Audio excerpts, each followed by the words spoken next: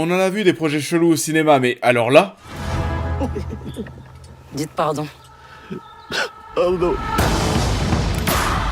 Bonjour à tous, et j'espère que vous allez bien. On se retrouve aujourd'hui pour parler d'un projet assez intriguant ce milieu de semaine. Et ça sort au cinéma ce jour, ça s'appelle Toutes pour une.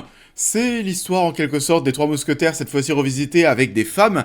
Bon bah oui, on est sur un projet qui a tout pour se faire démonter. Je vais vous dire dans un instant ce que j'en ai pensé. Est-ce que c'est une belle surprise, ou au contraire, est-ce que c'est un film qui va être habillé pour l'hiver en cette période de soldes d'hiver?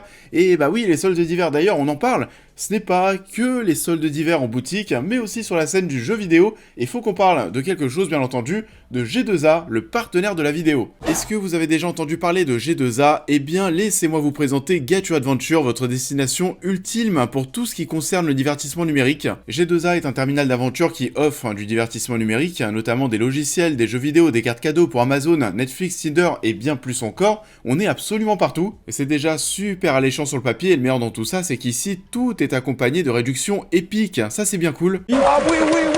Et comme on le disait, même si les fêtes de fin d'année sont passées, on ne s'arrête pas puisque l'on se retrouve désormais dans la période des soldes d'hiver, donc forcément G2A se met à jour pour continuer de rendre votre saison magique. Parce que oui, on le sait aujourd'hui, m'acheter un jeu vidéo ça peut coûter assez cher, 70-80 € par exemple, ça fait du bien de passer par G2A. Pour l'occasion, il y a des offres et des réductions dans tous les sens, c'est justement parfait pour rattraper ce que vous avez loupé en 2024 avant de se lancer à fond dans cette nouvelle année. Il faut se dépêcher parce que comme toutes les bonnes choses, ces réductions ne dureront pas éternellement et toujours concernant ces ventes d'hiver comme d'habitude. La livraison est bien entendu instantanée, on achète quelque chose et hop, on peut en profiter de suite. Et c'est absolument parfait pour éviter le froid glacial que l'on a dehors en ce moment, on reste bien au chaud chez nous pour s'éclater. Donc, si vous êtes prêts pour ce voyage incroyable, je vous invite à plonger sur tout ça afin d'améliorer votre collection de jeux notamment. Le lien pour rejoindre le terminal d'aventure et profiter de ces opportunités est en description de vidéo, donc n'hésitez pas à découvrir G2A. Il a envoyé 50 mercenaires pour la tuer. On peut rattraper la reine avant les mercenaires. Une pour toutes. Et toutes pour une. Ah là là là là, mais toutes pour une. C'était encore pire que prévu, je pense. Je le disais au tout début de la vidéo, mais oui, on parle de films depuis des années sur la chaîne, des trucs bizarres, des trucs mauvais. On en a vu, et là, bah c'est mauvais et bizarre. Enfin, tu sais même pas ce que c'est que ce truc. Déjà, dès la bande-annonce, on pouvait quand même se poser des questions et on savait que le film allait se faire démonter sur beaucoup de points. D'ailleurs, j'étais à une avant-première ce soir avec l'équipe du film et la réalisatrice qui était là. Et voilà, elles sentent très bien, elles sentent parce que oui, c'était essentiellement des femmes. Le film sort officiellement au cinéma ce mercredi et elles savent très bien que ça va se faire absolument démonter, pas forcément qu'au niveau de la qualité ou non de l'œuvre, mais au niveau des idées que ça essaye de porter, qui sont amenées avec un bon gros chausse-pied. C'est pas forcément amené de manière très subtile. Et même, j'ai envie de vous dire, au-delà de tout ça, le projet est bizarre en fait, tout est amené de manière chelou. Pour moi, on va vraiment assister à un gigabit de box-office, les gens vont s'en foutre totalement, et en vrai, vous faites très bien de vous en foutre. Je le disais, j'ai vu le film en avant-première, la salle était même pas complète, alors que on n'était même pas dans une grande salle, la salle était assez petite et c'était même pas complet, donc je pense que oui, les gens s'en foutent. C'est donc l'histoire des Trois Mousquetaires, qui sont en fait finalement des femmes. On est donc ici plutôt sur un projet parodique qui va avoir tendance quand même, on va pas se mentir, à se moquer des hommes, et ça je pense aussi que ça ne va pas forcément plaire. Et d'ailleurs je parle oui d'un projet parodique, pas tant que ça, parce qu'il y a aussi des moments où ça se prend assez au sérieux, et c'est bizarre, mais voilà, en termes de tonalité, en termes de rendu, il y a plein de choses différentes qui se mélangent. Par exemple, le film, ici, donc voilà, on est dans la France, on est en France, quelques siècles en arrière, et on nous présente finalement ce film comme un western. On sent que la réalisatrice voulait réaliser un western. Déjà, sur le papier, c'est assez étonnant, mais bon, soit, passons. On a une bande originale, des musiques qui, oui, font très western durant 80% du long métrage, mais les 20% qui restent, on a du hip-hop. Voilà, je sais pas pourquoi, ça dénote absolument dans tous les sens, et on sent qu'on voulait nous proposer quelque chose à la fois de sérieux, mais aussi quelque chose de comique, de parodique. Il n'y a pas en fait une ligne directrice claire, cohérente, quelque chose qui ferait au moins en sorte que ça tienne sur des rails. Là, je vous jure que c'est n'importe quoi, ne perdez pas votre argent, ça ne sert absolument à rien d'aller voir ça au cinéma, c'est une purge totale. Ouda Benyamina, la réalisatrice, loupe totalement le coche pour son passage à la comédie. Je ne sais pas pourquoi les gens iraient voir ce long métrage au cinéma, voilà. À part une sorte de curiosité un petit peu morbide, je ne sais pas, voilà, c'est juste consternant. On suit donc ces femmes qui vont se déguiser en hommes pour pour pouvoir combattre au risque d'être pendues si elles sont démasquées. Il y a un côté très kitsch dans tout ça, que ce soit au niveau du rendu, au niveau des décors, au niveau des tenues. Ça se voit de toute façon directement sur l'affiche.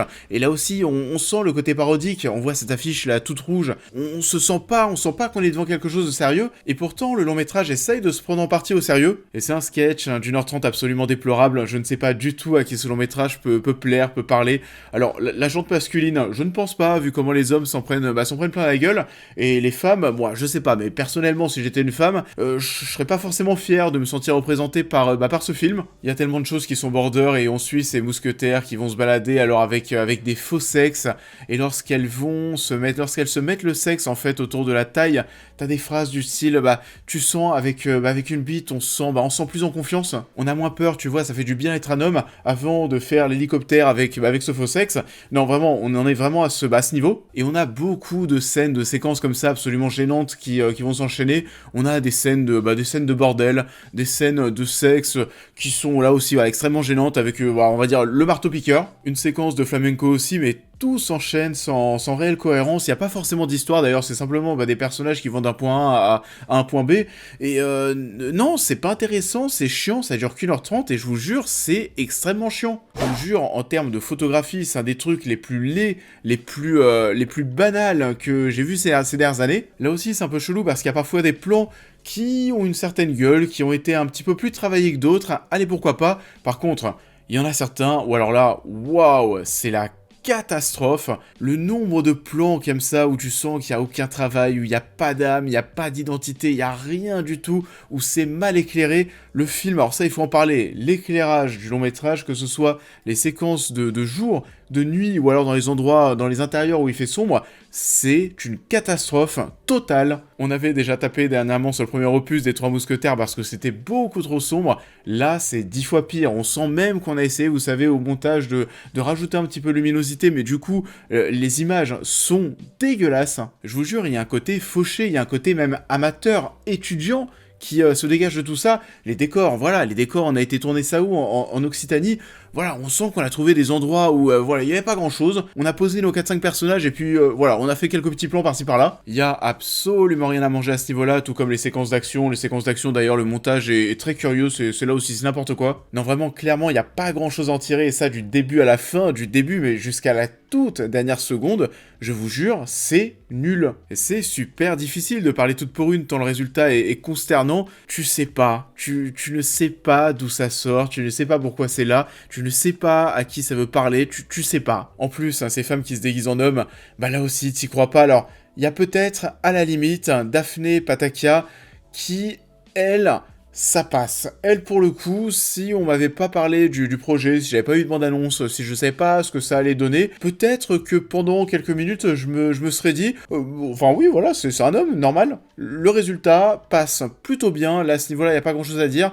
Par contre, Sabrina Voisani, par exemple, là, ça le fait pas du tout, et c'est pareil pour Oulaya Mamra. Non, ça marche pas. En soi, c'est dommage parce qu'on est face à un casting qui est plutôt sympathique et qui méritait vraiment sans doute mieux. Et je comprends vraiment pas ce que la réalisatrice a voulu nous servir.